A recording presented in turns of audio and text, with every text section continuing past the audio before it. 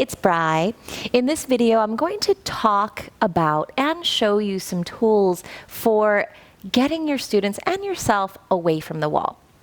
Now, in our trainings, the way that we teach handstand is basically what you've just experienced from the foundation up. And in any training or class, you'll find there is a mixture of different levels amongst the students. So you'll have people who are, learning the foundations of their hands, getting in touch with their legs and their feet, their core. And then you'll have students who are not afraid and don't need the wall and just instinctually know how to fall out. Where I find the bulk of students lies with experience who have already been doing the wall work is the most common question I get is, how do I get away from the wall? And there's no simple answer to that because it's really based on a number of things.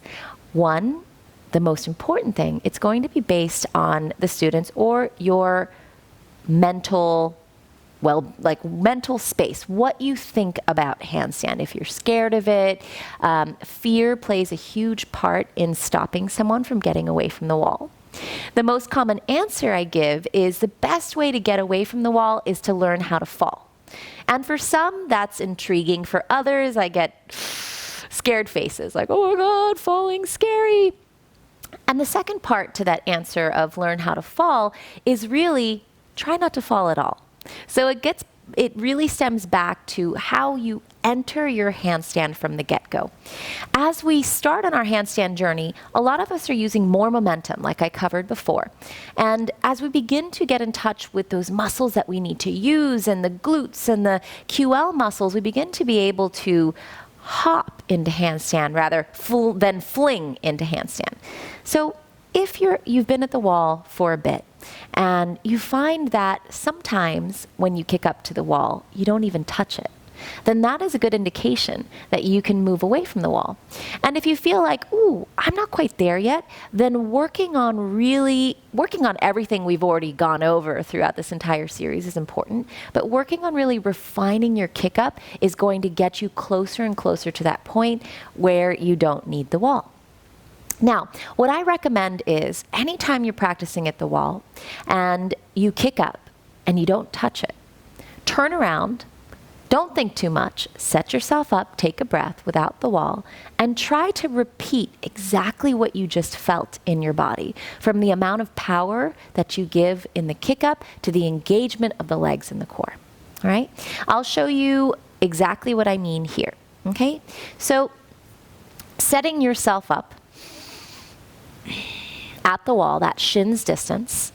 If you're used to flinging yourself up and you go boom and you hit the wall really hard, starting to slow that down and just hopping a little less.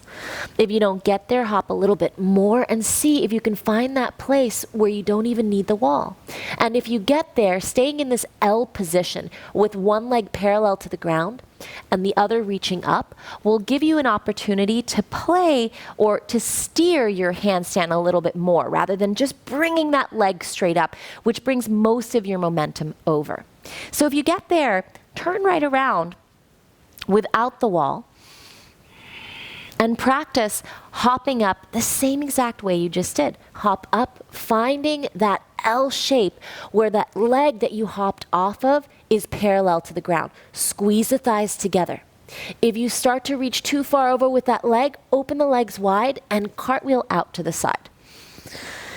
Much more easily said than done, of course. After I show something like that, I get questions like, well, how do I know which side to cartwheel off of? And honestly, the answer to that question is if you've done a cartwheel before, whatever side you lead with is typically the side you'll push off of, or you'll be more like a cat and just kind of use your natural reflexes and trust. Now, in that cartwheel out, it's really important to remember to push away from the ground, and this is the last little piece that I'll give you. If you have ever seen somebody try this, you'll notice that sometimes they'll kick up and they'll go to the side and their arms stay where they are. Now, I'm able to do it a little bit slower than it's typically practiced, but doing that over and over again can really begin to hurt the wrist and sometimes even the shoulder. So when you kick up and you feel the need to push off to the side, make sure that you push the hands off the ground and you land on your feet. That's going to be a much healthier way for your wrists. Thank you so much for joining me. I wish you the best and the happiest handstand journey.